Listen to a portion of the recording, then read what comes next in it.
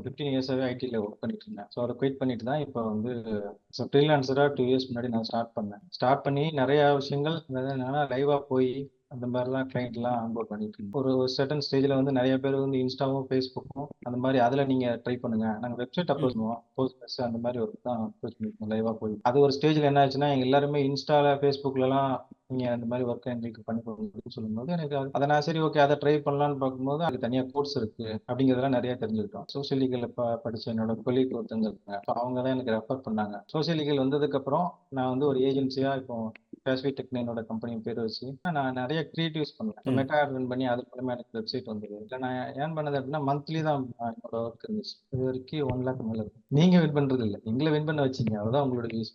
எங்களுக்கான அந்த சப்போர்ட் கொடுக்கறது வந்து ஸ்போர்ட்ஸ் ஜாயின் பண்ண சொல்லுவாங்க, கற்றுக் கொடுக்குறாங்க. அதெல்லாம் போக சப்போர்ட் வந்து எப்பவுமே இருக்கு. இன்னைக்கு டிஜிட்டலோட அது வந்து எல்லாருக்கும் தேவைப்படுது. கண்டிப்பா நான் லேர்ன் பண்ணேன். நான் வந்து லைவா அதுல ஒர்க் எடுத்துட்டு தான் இருக்கேன். எனக்கு அது வந்து ஒர்த் அவ்வளவுதான்.